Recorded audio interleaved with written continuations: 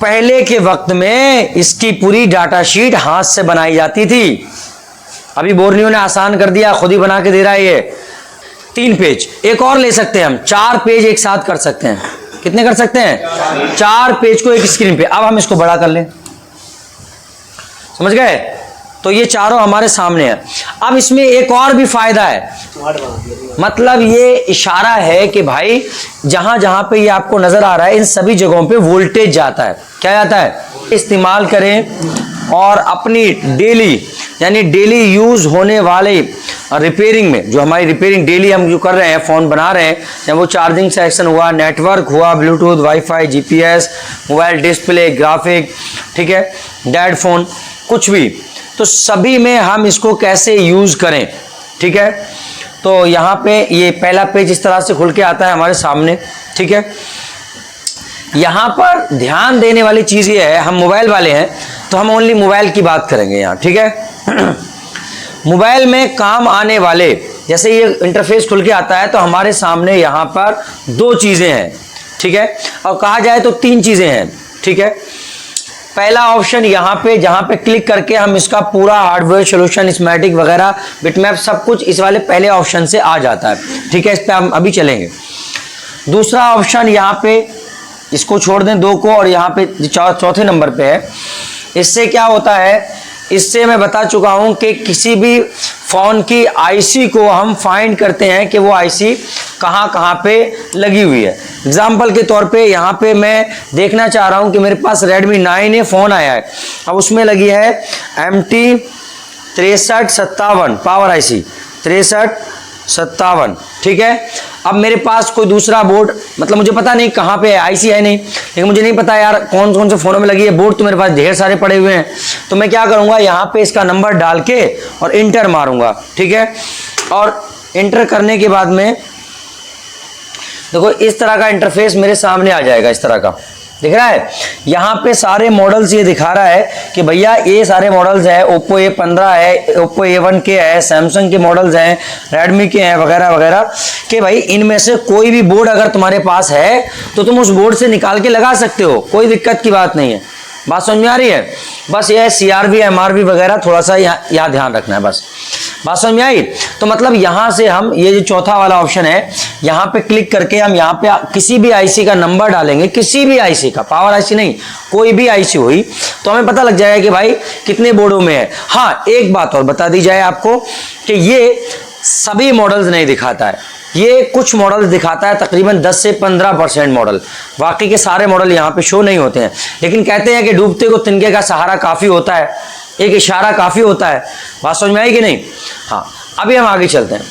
यहाँ पे एक और ऑप्शन है, दिख रहा है, 1 2 3 4 5वां ऑप्शन नजर आ रहा है। 5वां ऑप्शन, ये 5वां ऑप्शन उन सभी भाइयों के लिए बहुत अच्छी चीज़ है जो सॉफ्टवेयर का काम भी करते हैं, समझ गए? यहाँ से तुम्हें मोबाइल से रिलेटिव सभी तरह की फ्लैश फाइलें मिल जाती हैं, ओरिजिनल टेस्टेड फ्लैश फाइलें, गूगल से ना लेके आप यहाँ से फ्लैश फाइल ले सकते हैं। इस पर क्लिक करो, ठीक है, और फ्लैश फाइल, फ़ोन को फ्लैश करने के लिए सॉफ्टवेयर फाइल, बात समझ में आ रही है? वो फाइलें आपको यहाँ पे मिल जाएंगी बोर्नियो के ही अंदर, गूगल पे जाने की ज़रूरत नहीं है। अब यहाँ देखो, यहाँ पे हमने जैसे क्लिक किया, या लिखा है मोबाइल फ़ोन, और ये सारी की सारी ब्रांड के नाम लिखे हुए हैं, ब्रांड के नाम है Asus वगैरह ये, और नीचे को लेके आए अगर हम इसको देखें तो यहाँ पर HTC वगैरह है, हुआई है, इन्फिनिक्स है, आईटेल है, लावा है, टेक्नो है, ठीक है, लिनोवो है, सॉरी, LG है, और वगैरह वगैरह सारी कंपनियां यहाँ पे, Motorola, Nokia, OnePlus, Oppo, Realme, Samsung, और यहाँ पे टेक्नो, वीवो, दिख रही है सारी कंपनियां, शॉमी वगैरह, MI वगैरह, सारी कंपनियां यहाँ दिख रही हैं। ठीक है, मैं यहाँ पर शॉमी पे यहाँ पे क्लिक करता हूँ। अगर मेरे पास में कोई शॉमी का फ़ोन आया, फॉर एग्जांपल मेरे पास में सपोज करो Redmi 9A आया है, मुझे Redmi 9A की फ्लैश फाइल चाहिए भाई, फ्लैश करना है, उसको सॉफ्टवेयर करना है, तो मैंने शॉमी पे क्लिक किया। किस पे क्लिक किया? शॉमी पे मैंने क्लिक किया, लेकिन यहाँ पे डबल क्लिक हो गया। 1 मिनट, मैं हल्का सा बैक जाऊँ। तो ये हमारा शॉमी है। शॉमी पे क्लिक करने के बाद अब शॉमी के जितने मॉडल्स की फ्लैश फाइल यहाँ दे रखी है, वो सारे मॉडल्स यहाँ पे तुम्हारे सामने आ रहे हैं। देखो MI 11 Lite 5G दिख रहा है, MI 10 10i दिख रहा है, MI 10T 5G दिख रहा है ना मॉडल्स। ये सारे के सारे मॉडल्स तुम्हारे यहाँ पे अवेलेबल है। अब तुम्हें जो फाइल चाहिए, जो तुम्हारा फ़ोन है उसमें से ढूंढ लो भाई मॉडल क्या है उसका, समझ गए। तो जो मॉडल फाइल तुम्हें चाहिए, बहुत सारी आ रही है, देखो सब आ रही है यहाँ पे दिख रहा है, रेडमी की सारी मॉडल्स। ये आ गया हमारा, देखो रेडमी 9A चाहिए थी हमें भाई, सही से लगाओ, स्टॉप करो पहले। यहाँ पे हमें रेडमी 9A चाहिए था, रेडमी 9A यहाँ लिखा है। अब हम इस पर क्लिक करेंगे, क्लिक करने के बाद इसकी फाइल हमारे सामने मौजूद है, ठीक है। कौन सी कब अपडेट आया है, तो यहाँ पे देखें तो ये सेम ही है फाइल, यहाँ पे फ्लैश डेट यहाँ पे आ रही है 2022 12 महीने को आई है, 12/10/2022 को ये अपडेट आया, यानी लेटेस्ट फाइल है ये पुरानी नहीं है, इसके बाद में अपडेट नहीं आया। बात समझ में आई। तो ये एक टेस्टेड फाइल है, गूगल से ही फाइलें मिल जाती हैं, लेकिन वो टेस्टेड नहीं होती। बहुत सारे फर्जी वेबसाइट बना रखी है उन्होंने, ऐसे ही डालते रहते हैं ताकि बस उनकी वेबसाइट पे आप आओ, बस समझ गए, ऐड देखो और उनकी कमाई हो। बात समझ में आ रही कि नहीं। तो यहाँ पे ये हमें फाइल चाहिए, हमें यहाँ मौजूद है। डाउनलोड पे क्लिक करेंगे और क्लिक करने के बाद ये सारी डिटेल दिखा रहा है कि भाई वो तकरीबन 4 GB के समथिंग में ये आपकी फाइल है, 4 GB के समथिंग में ये फाइल है। डाउनलोड पे क्लिक करेंगे, डाउनलोडिंग फौरन स्टार्ट हो जाएगी। बात समझ आ रही कि नहीं। तो इस तरह से हम फ्लैश फाइल वगैरह, अच्छा इसके अलावा इसमें आपकी दीगर फाइलें भी हैं, जैसे देखो eMMC फाइल, UFS फाइल दिख रहा है ना। eMMC फाइल का मतलब होता है eMMC चेंज करने में जो फाइलें इस्तेमाल होती हैं, जैसे ENG फाइल, इंजीनियरिंग फाइल वगैरह। बात समझ में आ रही है। UFS फाइल, UFS चिप लगा हुआ है किसी में तो उसकी फाइलें भी यहाँ मिल जाएंगी। मतलब सारी तो नहीं मिलेंगी, लेकिन ये है कि काफ़ी कुछ आपको यहाँ मिल जाएगा। रनिंग मॉडल्स इतना क्या कम है। eMMC फाइलें वगैरह जो है अगर आप गूगल से लेते हैं तो मिलेंगी नहीं, और मिलेगी तो वहाँ पे पेमेंट मांगेगा, सब्सक्रिप्शन करवाना पड़ता है 1 ईयर का। जैसे गिव मी रोम वगैरह वेबसाइटें हैं तो वहाँ पे 1 ईयर के लिए खरीदना पड़ता है, 1 ईयर का होता है वहाँ पे 1200-1500 इस तरह से। यहाँ फ्री मिल रही है, तो जो मिल रहा है वो थोड़ा है, मतलब वैसे तो फ्री नहीं है, लेकिन हम नॉर्मली जो बोर्नियो खरीदते हैं तो वो स्मैटिक के पर्पज से खरीदते हैं, साथ में हमें सॉफ्टवेयर का भी मिल रहा है, तो ये तो गिफ्ट है ना, है कि नहीं। तो चलो हम इसको बैक करते हैं और फिर ये तो आपका हो गया। अब वापस आते हैं हम मेन अपने इसके ऊपर, वन ऑप्शन के ऊपर। वन वाले पे क्लिक करेंगे, हमारे सारे फ्यूचर्स हमें यही मिलेंगे। वन वाले ऑप्शन पे सब कुछ मोबाइल से रिलेटिव हमें यही मिलने वाला है। तो अभी यहाँ पे कुछ देर लगेगी, क्योंकि बोर्नियो में क्या है, डेली अपडेट आता है, डेली अपडेट आता है। इसकी टीम दिन रात काम करती है, और मतलब मैं यार ये तो नहीं कहूँगा दिन रात, लोगों को लगेगा ये प्रमोट कर रहे हैं इसको मैं प्रमोट नहीं कर रहा हूँ, लेकिन अपने स्टूडेंट के लिए एक गुरु का ये धर्म होता है कि उनको अच्छी बात बताई जाए, समझ गए। तो अच्छी बात यही है कि बहुत सारे स्मैटिक टूल मार्केट में अवेलेबल हैं, कम प्राइस में, लंबे लंबे समय के लिए, 2-2 साल के लिए आपको मिल जाएंगे 1500-1800 रुपए में, इतने कम पैसों में, समझ गए ना। फिर भी हमेशा ये क्यों कहा जाता है कि बोर्नियो लो, इसलिए क्योंकि आप उसको ले तो लोगे, लेकिन पता ये लगेगा जो मॉडल आ रहा है ही नहीं उसमें, जो मॉडल आ रहा है रिपेयर करने के लिए आप स्मैटिक देख रहे हो है ही नहीं उसमें, देख रहे हो उसमें मॉडल ही ऐड नहीं है, कुछ भी नहीं है उसमें। बात समझ में आ रही नहीं, बहुत ही कम मॉडल्स मिलेंगे। तो इस वक्त में अभी जब मैं आपको ये बता रहा हूँ और वीडियो आप जो रिकॉर्ड कर रहे हो, तो इस समय में अगर इंडिया का कोई नंबर 1 एंड्रॉयड के लिए कोई स्मैटिक टूल है तो वो बोर्नियो है, इससे बेहतर कोई नहीं है। क्यों, ऐसा क्यों? फ्यूचर के मामले में ही नहीं, फ्यूचर तो है ही है, इसके अलावा भी बात करके बता दो जो ही पूछता हूं, इसके अलावा भी इसके अंदर अच्छाई ये है कि इसमें मॉडल्स बहुत ज़्यादा हैं, मॉडल्स, और हर मैकेनिक यही चाहता है यार जो फ़ोन आए कुछ ना कुछ तो हेल्प मिल जाए, इससे कुछ ना कुछ तो मिल जाए, स्मैटिक मिल जाए, स्मैटिक ना मिले तो बिटमैप मिल जाए, है कि नहीं, कुछ तो हो यार, थोड़ी बहुत हेल्प मिल जाए मुझे, तो कुछ ना कुछ ज़रूर मिल जाएगा, कहने का मतलब ये है। अब यहाँ पे देखो इस तरह का इंटरफेस हमारे सामने आता है। यहाँ देखो नंबर 1 में लिखा है मोबाइल फ़ोन सोल्यूशन, फिर उसके बाद system on chip, IC data sheet और IC डायोड वैल्यू, 4 ऑप्शन है। पहले थोड़ा ये चेंज आता था, अभी ये क्या कुछ टाइम पहले अपडेट आया था जब इन्होंने चेंज कर दिया। हाँ है लैपटॉप, अब भी है, उधर है। लैपटॉप पे हमने बात नहीं की क्योंकि हम मोबाइल का यहाँ बता रहे। अब यहाँ पे देखो सबसे ज्यादा यूज करने वाला या जो नॉर्मल व्यक्ति हैं उनके लिए सबसे ज्यादा काम आने वाली चीज यहाँ पे पहला ऑप्शन है। पहला ऑप्शन है यहाँ पे, ठीक है। और ये है हमारा मोबाइल फोन सॉल्यूशन, पहला ऑप्शन, ठीक है। दूसरा सिस्टम ऑन चिप है। तीसरा डाटा शीट वगैरह है, जो कि क्लास में मैं आपको आगे डाटा शीट वगैरह पढ़ाऊंगा कि एक फोन की डाटा शीट को कैसे रीड किया जाएगा, किसी भी आईसी की डाटा शीट को मैं बताऊंगा। यहाँ देखो, इस पे हम जैसे ही फोन वाले ऑप्शन पर हम जैसे ही क्लिक करते हैं तो यहां पर आप देखें, फोन वाले ऑप्शन पर हमने जैसे ही यहां पे क्लिक किया तो यहां पर हमारे सामने बहुत सारी ब्रांड्स आती हैं, मॉडल्स नहीं, ब्रांड, ठीक है, ब्रांड आती है, ठीक है। ये सारी की सारी ब्रांड है, हुआई है, इन्फिनिक्स है वगैरह वगैरह, जियो, आईटेल, वो सारे कीपैड फोन भी यहां मिल जाएंगे, सैमसंग, जियो वगैरह इस तरह के फोन, बात समझ आ रही है, सारे यहाँ पे अवेलेबल है। अब यहाँ पर हमें जो भी फोन हमारे पास में आया है, कोई भी फोन सपोज कर लीजिए, मान लो मेरे पास में एक वीवो का फोन आया, ठीक है, Y33। अब मुझे भाई कोई भी फोन मेरे पास में आया है तो किसी ना किसी प्रॉब्लम से रिलेटिव तो आया होगा भाई, कोई ना कोई समस्या तो होगी उसमें। भाई चार्ज नहीं हो रहा है, नेटवर्क नहीं आ रहा है, टच काम नहीं कर रही है, डिस्प्ले में लाइट नहीं आ रही है, ग्राफिक नहीं आ रहा है, या फिर फोन डेड है, कोई तो प्रॉब्लम होगी जब भी तो हमारे पास आया है टेक्नीशियंस के पास, है कि नहीं।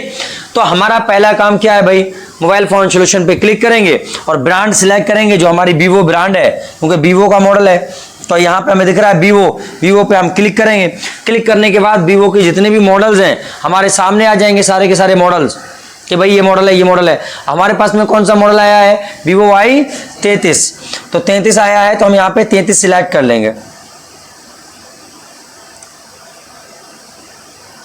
एक एग्जाम्पल दिया जा रहा है यहाँ पे, जरूरी थोड़ी है, कोई भी आ सकता है, समझाने के लिए कोई एक मॉडल का एग्जाम्पल लिया जाता है। तो यहाँ पे हमें दिख गया कि भैया ये है हमारा Y33S, इसको हमने डबल क्लिक किया। डबल क्लिक करते ही अब यहाँ पे ये समझने वाली चीज है, डबल क्लिक करने के बाद में हमारे पास में यहाँ पे बिटमैप, जो कि Y33 का बिटमैप क्या होता है, कैसे यूज करेंगे वो मैं बताऊं। तो एक एक करके इसके सभी फंक्शंस को ले लेते हैं हम, ठीक है। सबसे पहले बिटमैप के जरिए से हम कई तरीके से समझ सकते हैं कि असल में सर्किट किस तरह का है। बहुत सारे फोनों का स्कीमेटिक डायग्राम वगैरह नहीं होता है, हार्डवेयर सॉल्यूशन भी नहीं होता है, ओनली बिटमैप दे रखा है। तो ओनली बिटमैप से हम कैसे रिपेयर करेंगे, इस पे मैं पूरा 20-25 मिनट का पूरा एक आपको बताया था चैप्टर, क्लास में ही बताया था ना, पूरा करके कैसे चेक करेंगे वो सारा का सारा, चार्जिंग सेक्शन जब चल रहा था। तो बिटमैप, हम इसका पहले ऑप्शन को लेते हैं बिटमैप पे क्लिक करते हैं। यहाँ पे 2 ऑप्शन आ रहे हैं, एक मेन और एक सब बोर्ड। जो नीचे पत्ता होता है सब बोर्ड, उसका भी बिटमैप है, और जो मेन बोर्ड है उसका भी बिटमैप है। तो हम मेन वाले को लेते हैं, यहाँ पे क्लिक किया। अब मेन का बिटमैप यहाँ पे खुल के आ जाएगा, मैं इसको अब कर लेता हूं बड़ा। मेन का बिटमैप हमारे सामने यहाँ पे खुल के आ जाएगा, सही है। ये इस तरह का बिटमैप हमारे सामने आता है, सही है। अब हमारा टारगेट हमें पता होना चाहिए कि असल में टारगेट क्या है। बिटमैप को कई कामों के लिए यूज किया जाता है। बिटमैप का इस्तेमाल होता है सबसे ज्यादा पैड वैल्यू के लिए, किसी भी आईसी की पैड वैल्यू लेने के लिए, या फोन में शॉर्टिंग आई है तो लाइन को देखने के लिए कहां से कहां जा रही है, 1 क्लिक में हम लाइन देख लेते हैं। जैसे फॉर एग्जांपल वीपीएच लाइन, अब तुमने क्लास में पढ़ा है, मैं डीपली पढ़ाया है तो तुम्हें देखने की जरूरत नहीं है, लेकिन मान लो वीपीएच लाइन शॉर्ट है, अब कोई नया आदमी है तो उसको नहीं पता। अब उसने देखा क्या, उसको पता लगा यार क्या है कि भाई जो यहाँ पे कैपेसिटर्स हैं, सपोज करो एक एग्जांपल दे रहा हूं, यहाँ देखो, नहीं जाएगा,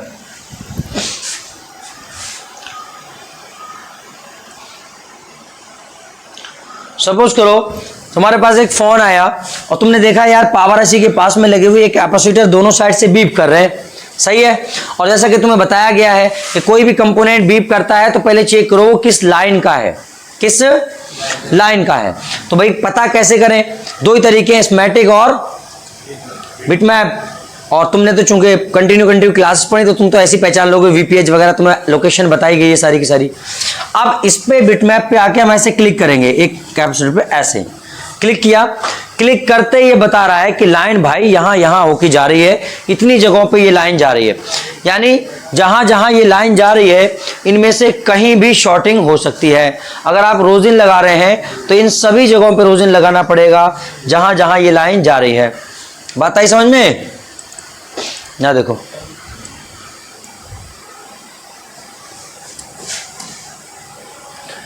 आई है समझ में? हमने एक कंपोनेंट के ऊपर क्लिक किया तो बता रहा है कि भैया इतने बीच में यहां भी है, इधर भी है, इधर भी है, इधर भी है, इधर भी है और इधर भी है। ये लाइन फोन में आगे और पीछे सब में ये लाइन फैली हुई है, ये इसने बता दिया। यहां पे बात आई है समझ में? अब ये तो शॉर्टिंग के जरिए हम इस तरह का यूज करते हैं कि भाई लाइन कहां से कहां जा रही है, ताकि हमें पता लग जाए कौन सी लाइन है और हम इस पे क्या है रोजिन वोजिन लगाएं, कहां कहां रोजिन लगाना है, कौन कौन सी शील्डें हटानी है। इससे हमें इशारा मिल जाता है कि जहां जहां ये लाइन जा रही है वो सभी शील्डें हटानी है, क्योंकि उन सभी जगहों पर रोजिन लगाना होगा। बात आई समझ में? अब यहां पर अगर आप देखें तो यहां पे आपको मैं एक चीज दिखाऊं तो इनेबल पीसीबी एनिमेशन, यहां देखो एनिमेशन वाले ऑप्शन पे जब हम टिक मार्क लगाते हैं तो ये देखो एनिमेशन में दिखा रहा है, मतलब थोड़ा अच्छा करके दिखा रहा है। और दिख रहा है? हाँ, डेकोरेशन बढ़िया कर दिया इसने, स्मार्ट बना दिया। मतलब ये इशारा है कि भाई जहां जहां पे ये आपको नजर आ रहा है इन सभी जगहों पे वोल्टेज जाता है। क्या जाता है? वोल्टेज जाता है इन सभी जगहों पे। ये हमने पहले वाले ऑप्शन पे यहाँ पे टिक मार्क किया, इससे हमें पता लगा। ठीक है, अब इसको हम इस तरह से देखें, इसको हम इसका हमारा कोई काम नहीं है ज़्यादा खास एनिमेशन का, तो इसको हम बंद कर देते हैं यहाँ से। ना देखो ये हमारा बोर्ड है। ठीक है, अब यहाँ पे देखो किसी भी फोन की हमने पैड वैल्यू चेक करनी है। पैड वैल्यू समझते हो? हाँ, आईसी निकालने के बाद उसकी बॉलों पे जीआर चेक करना, समझ गए? पैड वैल्यू चेक करनी है। या इसके अलावा हमें इस मैट्रिक में दिखाया गया कि बॉल नंबर 12 और 13 पर एक लाइन कनेक्ट है। अब हालांकि बॉल काउंटिंग आना चाहिए, लेकिन अगर नहीं समझ में आ रहा है आपके तो आप डायरेक्टली यहीं से पूछ सकते हैं कि कौन सी बॉल नंबर 15 है, कौन सी बॉल नंबर 18 है और कौन सी बॉल पे कितनी वैल्यू आएगी, कौन सी बॉल किस लाइन से कनेक्ट है। जैसे मैंने Redmi 9A वगैरह में MT6357 में आपको बताया था कि VUSB लाइन शॉर्ट हो जाती है तो आपको बॉल से बंद करना होता है, बताया था मैंने, बताया था ना। अब कैसे आपको पता लगेगा कौन सी बॉल से कनेक्ट है? तो उसके लिए लिखा रहता है बॉल के ऊपर। तो हमें क्या करना है, सिंपली बिटमैप ओपन करना है और ओपन करने के बाद जिस आईसी पे हमें काम करना है, मान लो हमें पावर पे करना है, तो फुल जूम करके पावर को सामने लेके आए। फुल जूम करके पावर को सामने लेके आएंगे इस तरह से, ये पावर हमारे सामने आ गई। ठीक है, अब यहां पे देखो, यहां पे एक ऑप्शन है शो पैड्स इन्फो, दिख रहा है दूसरा ऑप्शन। यहां पे देखो, ये यहां पे इसको टिक मार्क करेंगे, यानी इस पे टिक लगाएंगे इस तरह से। टिक लगाते ही हर बॉल का नंबर और हर बॉल का काम, यानी लाइन का नाम, कौन सी लाइन से कनेक्ट है वो, समझ गए? वो सारा यहां पे लिख के आ गया। इसी के समझने को हम कहते हैं डाटा शीट समझना। ठीक है, वो एक अलग तरीके से मैं समझाऊंगा। बहरहाल इसी से हम समझ जाते हैं। बात समझ में आ रही है? अब यहां पे मैं जूम करूं तो आप देखोगे कि यहां पे हर बॉल के ऊपर साफ साफ नंबर उसका लिखा होगा। देखो यहां देखो, ये देखो बॉल नंबर कितनी है, L12, और उस पर क्या लिखा है, बैट ऑन। बैट ऑन लिखा है तो आपको क्या समझ में आ रहा है कि इस बॉल के जरिए से हमारी battery temperature sensing line connect है, जो बैटरी कनेक्टर से होती है। सीधा समझ में आ गया? नहीं आ गया? क्यों? क्योंकि तुम पढ़ के आए हो यार, क्लास कर रहे हो, है कि नहीं? अब यहाँ पे देखो VIU 1.8 लाइन, ठीक है, डाटा लाइन, क्लॉक लाइन, ये सारी VCDT लाइन, ये सब पढ़ा है तुमने? कौन सी लाइन किसका? VCDT, CHR LDO line, charging section में पढ़े थे सारा ये। सब बॉलों पे लिखा हुआ है साफ साफ। तो अगर किसी का स्कीमेटिक नहीं है तो हम डायरेक्ट बिटमैप के माध्यम से आसानी से वो लाइनें चेक कर लेंगे कि नहीं भाई। चार्जिंग एलडीओ लाइन मुझे चेक करनी है, आपको बताया गया है कि 2.8 वोल्टेज चेक करना है, चार्जिंग सेक्शन में पढ़ाया था। अब आपका स्कीमेटिक है नहीं तो आप क्या करोगे, सीधे भाई इस बॉल पे लाके क्लिक कर दोगे। ऐसे क्लिक करते ही आपके सामने आ जाएगा कि ये लाइन कहां जा रही है, और जब ये पता लग जाएगा तो ये पता लग जाएगा इस लाइन में क्या लगा है। यहां पे देखो दो कैपेसिटर, यहाँ पे एक कैपेसिटर और एक रजिस्टर यहाँ पे लगा हुआ है इस लाइन पे, एक कैपेसिटर और एक। अब आपने देख लिया इधर लगा है, सीधा जाके बोर्ड में चेक कर लोगे आसानी से। बात समझ में आ रही कि नहीं आ रही है? आसानी से आप चेक कर लोगे। तो बिटमैप का एक बहुत ज्यादा अच्छा यूज आप कर सकते हैं अगर आप करना चाहें तो। Without schematic, without hardware solution, कुछ भी ना हो, अगर किसी फोन का ओनली बिटमैप हो तो ओनली बिटमैप से भी आप A to Z fault finding कर सकते हैं, जो मैंने आपको बताई है, लिखाई है, पढ़ाई है। कर सकते हैं कि नहीं?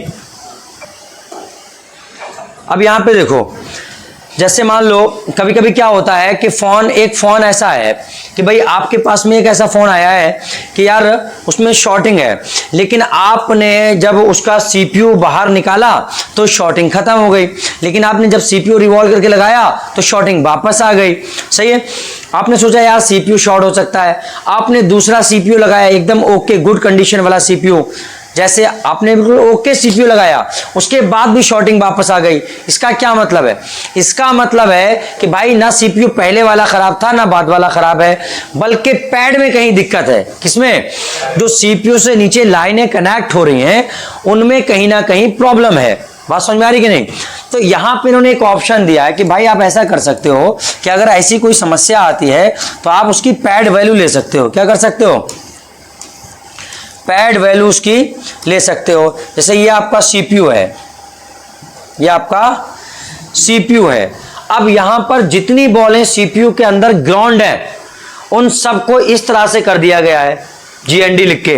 दिख रहा है? जितना धुंधला दिख रहा है सुरमई कलर का, ये और जूम करूंगा तो सीपीयू चूंकि एक बड़ी आईसी है, यहां देखो जीएनडी लिखा है साफ, जीएनडी लिखा हुआ है कि नहीं भाई? जीएनडी लिख दिया तो इतनी बॉलें बच गई आपकी। एक नॉर्मल फोन में अगर आप पैड वैल्यू लेने ऐसे बैठोगे तो भाई साहब पूरा दिन खा जाएगा आपका।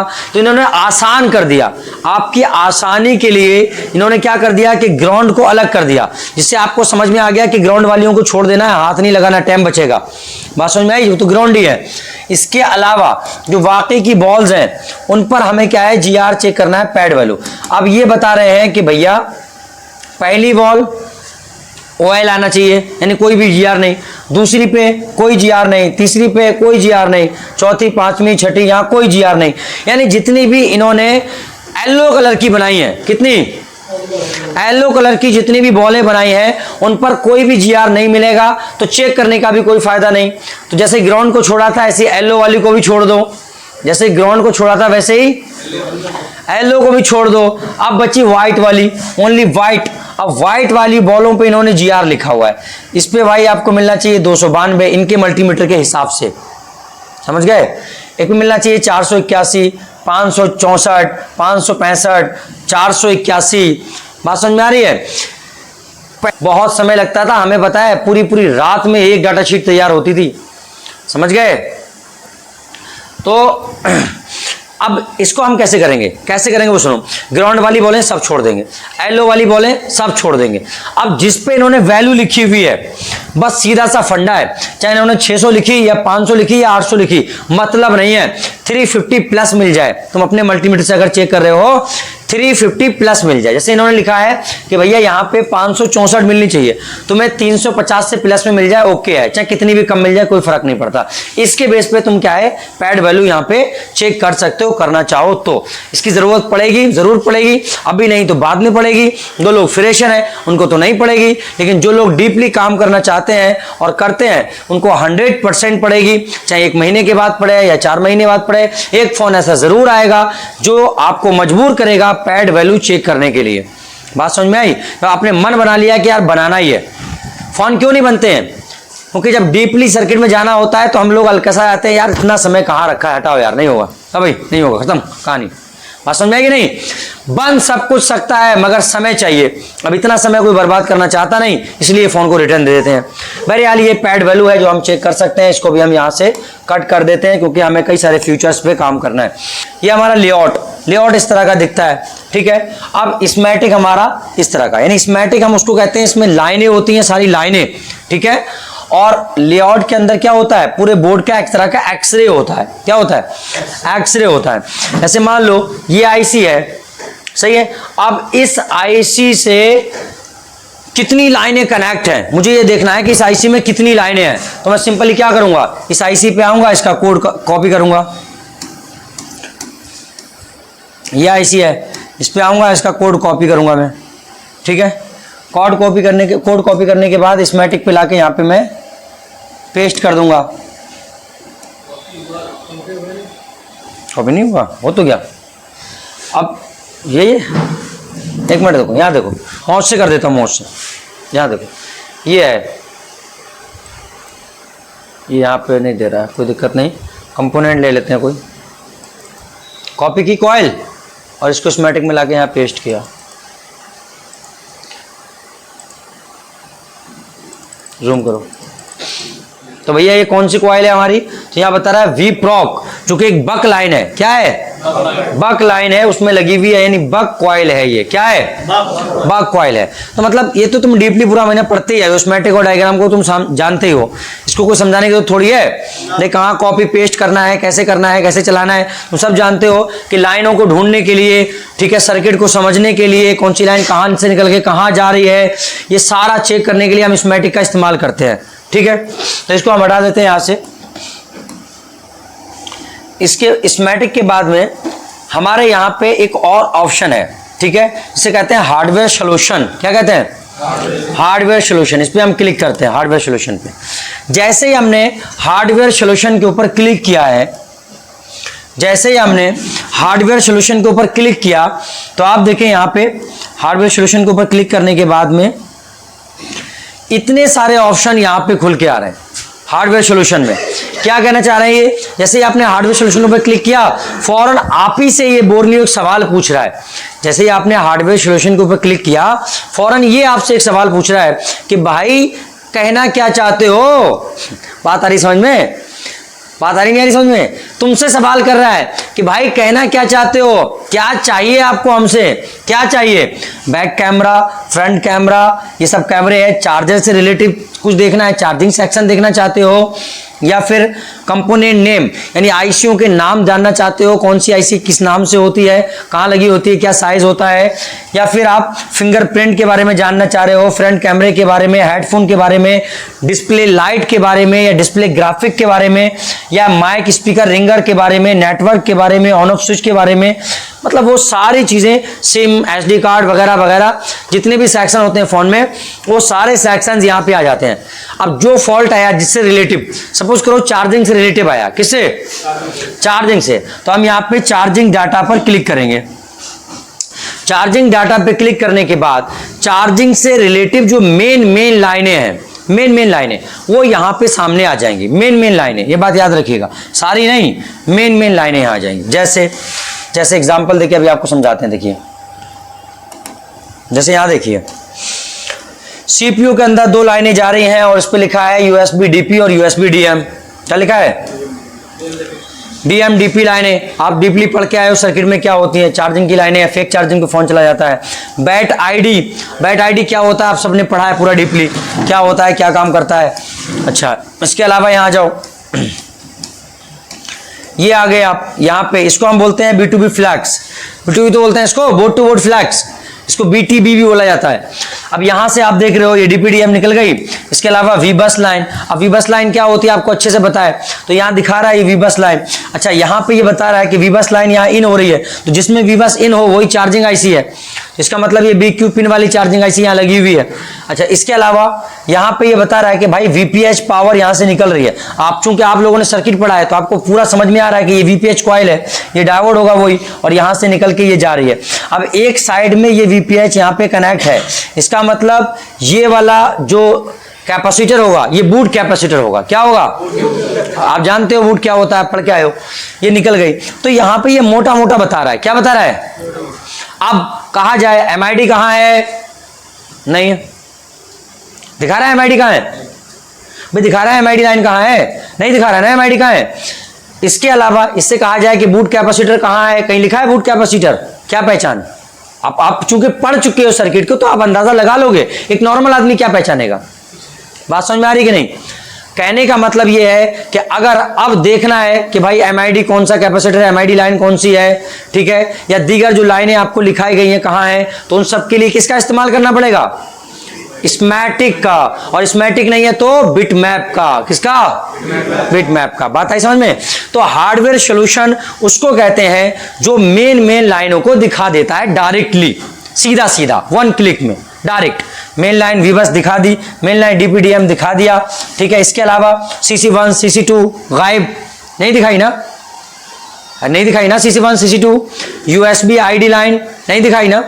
तो मेन दिखाएगा, बस डीपली जाना है, डीपली सर्किट को समझना है तो स्कीमेटिक का इस्तेमाल करो, स्कीमेटिक नहीं है तो बिट मैप का। ऐसी बैटरी कनेक्टर पे यहां जाओ, यहां दिखा रहा है बैट आईडी और बैट, बस बैटॉन कहां गई, अरे battery temperature sensing line main line है भाई, कोई फर्जी लाइन थोड़ी है, नहीं है दिखाई इन्होंने। तो यही तो चीज है, यही चीज है जिसके लिए हमें सब कुछ यहां नहीं मिलेगा, सब कुछ यहां पे बस एक इशारा मिल जाएगा। यहां डीपली जाना है तो स्कीमेटिक या फिर बिटमैप का इस्तेमाल करना ही होगा। इसको कहते हैं हम हार्डवेयर सॉल्यूशन। ये उन लोगों के लिए बेहतर है जो कहीं पे कोर्स करके नहीं आए हैं, बस थोड़ा मोड़ा काम करना चाहते हैं, थोड़ा बहुत बस पतला दुबला सा, बस उनके लिए हार्डवेयर सॉल्यूशन अच्छा है, ठीक है। डीपली सर्किट को समझने के लिए हार्डवेयर सॉल्यूशन से काम नहीं चलने वाला, ये बात आप पहले भी समझ चुके हो और अब भी, ठीक है। तो हार्डवेयर सॉल्यूशन को हम यहां बंद कर देते हैं। स्कीमेटिक हम समझ चुके हैं। यहां पे एक ऑप्शन और दिया, इस पे लिखा है थर्मिस्टर। क्या लिखा है, थर्मिस्टर। थर्मिस्टर क्या होता है ये आपको पढ़ाया गया डीपली। थर्मिस्टर क्या होता है ये आपको पढ़ाया गया कि थर्मिस्टर एक ऐसा कंपोनेंट है जो बोर्ड के ठंडा या गर्म होने से अपनी वैल्यू को, तुम्हें मैंने डायरेक्ट लोकेशन बताई थर्मिस्टर की, डायरेक्ट लोकेशन कि यहां होता है 4GPA के पास मिलेगा वगैरह वगैरह, डायरेक्ट तुम देख सकते हो। लेकिन अगर किसी व्यक्ति को थर्मिस्टर नहीं मिल रहा है या फिर वो ढूंढना चाह रहा है, पहचान भी मैंने बताई है, बिना इसके आप थर्मिस्टर ढूंढ सकते हो, लेकिन फिर भी अगर किसी को डायरेक्ट इससे ढूंढना है तो उन्होंने एक ऑप्शन दिया है कि इस बोर्ड में थर्मिस्टर देखना है कहां लगा है, तो थर्मिस्टर वाले ऑप्शन पे क्लिक करो और क्लिक करने के बाद में थर्मिस्टर पे क्लिक करो और आपके सामने हम दिखा देंगे कि इसमें 1 लगा है, 2 लगे हैं, 3 लगे हैं, तो वो कहां कहां लगे हैं डायरेक्ट दिखा देंगे हम। बात समझ में आ रही है कि नहीं। इन्होंने ये ऑप्शन दे रखा है, देखो यहां पे ये बता रहे हैं कि भाई एक थर्मिस्टर लगा है जो कि 4GPA के पास में है, कहां है, और ये आपको हम पहले ही बता चुके हैं 4GPA के पास में, नहीं बताए, क्लास पढ़ाई थी बताए थे, ठीक है। तो इसमें चूंकि एक ही थर्मिस्टर इस्तेमाल हुआ है तो एक ही लगा है, और हम पहले ही बता चुके हैं कि एक होगा तो 4GPA के पास, 2 होगा तो एक 4GPA के पास और एक आपको CPU के साइड में बैटरी कनेक्टर के पास, ये 3 जगह हैं। बात समझ में आ रही है। बस तो ये थर्मिस्टर का एक ऑप्शन दे रखा है। इसके अलावा यहाँ पे दे रखा है वोल्टेज, क्या दे रखा है, वोल्टेज। वोल्टेज वाले ऑप्शन पे अगर आप क्लिक करें तो यहाँ भी कोई खास नहीं है, यहाँ भी कुछ खास नहीं। जैसे हमने क्लिक किया तो ये बता रहा है CPU वोल्टेज PDF, यानी ओनली CPU के वोल्टेज चेक करने हैं या इनपुट आउटपुट वोल्टेज सारे चेक करने हैं। हमने कहा भाई सारे दिखा दो, चलो सारे दिखा दो यार, देखे तो तुम क्या दिखाना चाह रहे हो, तो ठीक है भैया। हमने यहाँ पे क्लिक किया, हमारे सामने इस तरह का इंटरफेस खुल के आ जाएगा। अब यहाँ पे अगर आप देखें तो ये क्या बता रहे हैं महाराज, यहाँ देखो ये क्या बता रहे हैं, जूम कर लो।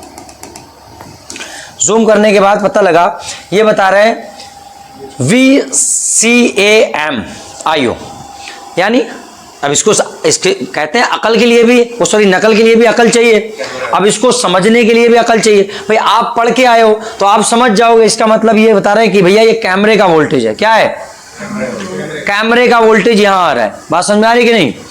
अब यहां पे देखो, यहां लिखा है VS2 PMU। VS2 का नाम सुनते ही आप समझ जाओगे, क्यों, क्योंकि आपने क्लास पढ़ी है पूरा, है कि नहीं, तो आप समझ जाओगे VS2 किसको कहते हैं भाई, भाई VS2 हमारा एक वोल्टेज है, बक वोल्टेज जो पावर आईसी बनाती है, और VS2 लाइन पे 1.3 1.4 वोल्ट की समथिंग मिलता है, एक बक वोल्टेज है, जिसको हम लो LDO कहते हैं। लो LDO बनता है इसका इस्तेमाल करके। तो हम ऐसे ही समझ रहे हैं कि भाई हम यहाँ पे चेक कर सकते हैं हमारा VS2 बन रहा है, तो भाई ये तो हम कॉइल पे भी चेक कर सकते हैं, इसमें क्या नई बात है, इसकी जरूरत ही क्या, हम इसके बगैर भी चेक कर सकते हैं, वो तो कर सकते हैं कि नहीं। यहां बता रहे हैं EMI VDDQ एक वोल्टेज है प्रोसेसर के लिए। इसके अलावा यहां पे पावर पे आओ, ये पावर ऐसी, ये आपके मेन वोल्टेज दिखाता है, सारे वोल्टेज नहीं, मेन वोल्टेज यहां पे दिखा दिए, यहां पे मेन वोल्टेज यहां पे दिखाए गए।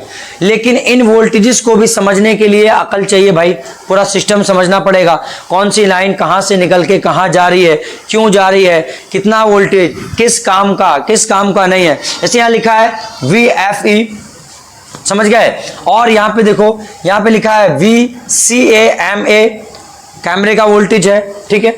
इसके अलावा यहां लिखा है VBIF 2.8 वोल्टेज कोर वोल्टेज है, VIO 2.8 है, VCN वोल्टेज है, PMU का LDO वोल्टेज है, VSRAM है, VEMC वोल्टेज, EMMC का मेन वोल्टेज 2.8 वोल्टेज 2.9 वोल्टेज।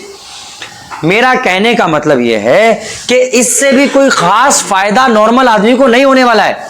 मैं जो समझाना चाह रहा हूं वो ये बात है कि इससे भी कोई खास फायदा नॉर्मल आदमी को होने वाला नहीं है, समझ गए, इस तरह से देने से, क्योंकि उसको पता कैसे चलेगा कि भाई मुझे कौन सी लाइन चेक करनी है। अब मान लो ये खोल के बैठ गया एक डेड फोन में, अब उसको कैसे पता कौन कौन सी लाइनें चेक करनी है भाई इसमें मुझे, यहां तो तुमने नाम दे दिया डायरेक्ट सीधा, बात समझ में आ रही है। कुछ फोनों में वो भी नहीं देते हैं, तो इससे कोई खास फायदा होने वाला नहीं है। अच्छा, यहां पे बहुत सारी लाइनों के ऊपर खाली नाम दे दिया ना, ये दिया कितना वोल्टेज मिलेगा कितना नहीं मिलेगा, कुछ दिया है, कौन सा वोल्टेज किस काम का है, कुछ नहीं। बात आई समझ में। तो कैसे जो क्लास है, जो क्लास आपकी लिखाई गई है step by step her line का वोल्टेजेस GR, उसी हिसाब से step by step fault finding करनी पड़ेगी। अब चूंकि एक फ्यूचर है और मेरा ये वीडियो बोर्नियो के ऊपर है, तो मेरा काम है बताना। बाकी तुम सब जानते हो अच्छे से कि इन चीज़ों से कोई ख़ास हासिल होने वाला तो नहीं है। तो ये सारे के सारे इसमें क्या है, फ्यूचर्स थे, ठीक है। अभी यहाँ पे एक चीज़ मोस्ट इम्पोर्टेंट है जो मैं आपको बता दूं। हम एक ही पेज पे, जैसे एग्जांपल देके समझाता हूँ, अच्छा समझ आएगा। एक मॉडल है ये, अब मुझे इसमें क्या करना है भाई, मैंने यहाँ पे कंपोनेंट नेम लिया हुआ है, बनोजा भाई, कंपोनेंट नेम मैंने लिया हुआ है यहाँ पे, एक पेज मेरा ये है, ठीक है। कंबाइन कैसे करते हैं, एक पेज मेरा ये है, ठीक है। इसके अलावा मेरा स्मैटिक, तो मैंने स्मैटिक भी ले लिया, ठीक है। अच्छा, अब देखो अलग अलग पेज आएंगे, जब स्मैटिक आएगा तो कंपोनेंट नेम बंद हो जाएगा। अब एक ही है ना भाई, ये है सामने तो ये नहीं है, अब ये आएगा सामने तो वो नहीं है, स्मैटिक नहीं है। बात आई समझ में। मैं यहाँ पे लेआउट भी ले लेता हूँ, मैंने 3 चीज़ें यहाँ पे ले ली, कंपोनेंट नेम, ठीक है, बोर्ड ले लिया मतलब मदरबोर्ड ले लिया, स्मैटिक ले लिया और लेआउट, तीनों चीज़ें ले ली। अब मैं ये चाहता हूँ कि भाई ये लेआउट मेरे सामने है, जब लेआउट आ रहा है तो यार मेरा बोर्ड छुप जा रहा है, स्मैटिक के लिए मुझे यहाँ आना पड़ेगा, स्मैटिक आ रहा है तो मेरा बोर्ड लेआउट चला गया, अब इसको बोर्ड को लाऊंगा तो वो दोनों चले गए। मैं ये चाह रहा हूँ कि ऐसा हो कि ये तीनों चीज़ें एक साथ मेरे सामने यहाँ स्क्रीन पे हो, एक ही स्क्रीन पे तीनों चीज़ें हो मेरे सामने, मैं ये चाह रहा हूं। तो इसके लिए हमें करना पड़ता है कंबाइन। हम एक बार में 4 पेज को कंबाइन कर सकते हैं, 4 को, ये 3 ही है, 4 को कर सकते हैं एक बार में। बात समझ में आ रही है नहीं? कैसे करेंगे वो सुनो। मुझे ये वाला पेज कंबाइन करना है तो मैं इस पे क्लिक करूंगा, कंबाइन पे क्लिक करने के बाद एक पेज आ गया मेरे सामने, सही है। अब मुझे यहाँ पे स्मैटिक भी करना है तो मैं स्मैटिक पे क्लिक करूंगा और फिर कंबाइन पे क्लिक करूंगा, स्मैटिक पे क्लिक करूंगा, 1 मिनट, डबल हो गया। फिर से देखो, यहाँ कंबाइन पे क्लिक किया मैंने, मेरा बोर्ड आ गया यहाँ पे, ठीक है, एक चीज़ आ गई। अब मुझे और कंबाइन करना है, यहाँ पे स्मैटिक आ गया, कंबाइन पे फिर क्लिक करूंगा, अब यहाँ पे 2 पेज हो जाएंगे, देखो आप 2 पेज हो गए एक ही स्क्रीन पे। एक और लेना है मुझे, 3 पेज करना है, ठीक है, तीनों को एक साथ लाना है स्क्रीन पे। तो मैं क्या करूंगा, यहाँ पे ये रह गया था मेरा, अब मैं फिर से कंबाइन पे क्लिक कर दूंगा। 3 पेज एक और ले सकते हैं हम, 4 पेज एक साथ कर सकते हैं। कितने कर सकते हैं? 4 पेज को एक स्क्रीन पे। अब हम इसको बड़ा कर लें, समझ गए? तो ये चारों हमारे सामने है। अब इसमें एक और भी फायदा है, वो क्या, देखो ध्यान से। जैसे भाई एग्जाम्पल देके समझाऊं, मैं एग्जाम्पल बार बार इसलिए देता हूं ताकि तुम्हें अच्छा समझ आए। यहां देखो, मान लो यार ये ना, ये कैपेसिटर यार शॉर्ट है। क्या है? ये कैपेसिटर शॉर्ट है। अब मुझे पढ़ाया गया है कि भाई जो भी कंपोनेंट शॉर्ट मिलता है पहले ये पता करो कि वो किस लाइन का है कि नहीं? मुझे पता करना है। पता है, सिंपल, मुझे कॉपी पेस्ट करने की जरूरत नहीं है, मैं डायरेक्ट इस पर क्लिक करूंगा। यहां देखो, डायरेक्ट इसके ऊपर क्लिक करते ही वहां पे देखो नीचे यहां देखो खुल के आ गया, यहां पे समझ गए? अब इसको मैं जूम करूं, देखो कौन सा कैपेसिटर है मेरा, ये कैपेसिटर है। देखो बात आई समझ में? यहां क्लिक किया मैंने कंपोनेंट के ऊपर और यहां ऑटोमेटिकली खुल के आ गया कौन सा कैपेसिटर है, कौन सी लाइन का है, क्या है। अब ये देखो, ये कैपेसिटर है ये वाला, समझ गए? सेम कोड मिला लो, C204S, C204S, समझ गए? अब मैं यहां पे जूमिंग कम करके देखूं तो LED A क्या है? LED A लाइन का है, ये एनोड लाइन का कैपेसिटर है। सीधा सीधा मुझे पता लग रहा है, यहाँ पे 3 वोल्ट चल रहा है इस लाइन पे। कितना? 3 वोल्ट चल रहा है इस लाइन पे। अब शॉर्टिंग निकालने के लिए मैं इस लाइन पे 4.5 वोल्ट की समथिंग डाल सकता हूँ, जैसे कि आपको पढ़ाया गया वो 5 वोल्ट तक। बात समझ आ रही? 5 वोल्ट तक मैं डाल सकता हूँ डायरेक्ट। ऐसे ही कुछ और चीज, जैसे ये माइक है, ये क्या है? MIC लिखा है, माइक है ये। ऊपर देखो यहाँ पे, इधर ये माइक है, यहाँ कोने पे, यहाँ पे इधर आदिल, इधर कोने पे माइक है। अब ये मुझे इसका डायग्राम देखना है माइक का सीधा, तो मैं इस माइक के ऊपर डायरेक्ट क्लिक करूंगा। देखो ये खुल के आ गया स्मेटिक अपने आप, क्लिक करते ही माइक का। बात समझ में आ रही है? क्लिक इधर करूंगा, खुल के इधर आएगा, इधर क्लिक करूंगा, इधर खुलेगा। जैसे मुझे ये कैपेसिटर देखना है बोर्ड में कहां लगा है, ये कैपेसिटर देखना है बोर्ड में कहां लगा है, इसमें देखना है मुझे कहां लगा है। मैं इधर कैपेसिटर पे क्लिक करूंगा, देखो यहां पे ये आ गया सामने, यहां पे लगा है। बात आई समझ में? तो हमने यहाँ से आगे के वीडियो को फास्ट फॉरवर्ड किया हुआ है। उसका कारण सिर्फ यही है कि वीडियो बहुत ज़्यादा लंबा था और क्लास का क्योंकि ये वीडियो था। अब आप समझदार हैं, सब कुछ फ्री में तो नहीं मिल सकता है, लेकिन मैंने काफ़ी कुछ आपको दिया हुआ है एकदम फ्री हमारे इस चैनल पे। तो अगर आप ज्वाइन करना चाहते हैं और सीखना चाहते हैं तो आपको पूरा फुल डिटेल में सब कुछ मिलेगा, बोलनी ही नहीं। बाकी A to Z fault finding, A to Z tracing, A to Z DC supply की रीडिंग से फॉल्ट फाइंडिंग, USB चार्जर से fault finding, boot sequence, single power, double power, triple power, 5G phone, network section, audio section, display, graphic, OLED, TFT। कहने का मतलब ये है A to Z fault finding, A to Z mobile repairing course अगर आप करना चाहते हैं तो आप हमसे संपर्क करें और आप ऑनलाइन भी ज्वाइन कर सकते हैं। हमारा ऑनलाइन क्लास जो है वो स्टार्ट हो चुका है, एक ही क्लास हुई है अभी, और आपको 3000 रुपये की छोटी सी फ़ीस में पूरा कम्प्लीटली मोबाइल रिपेयरिंग कोर्स मिलता है। 3000 रुपये में आप सीख सकते हैं, ऑनलाइन क्लास हमारी ज्वाइन कर सकते हैं।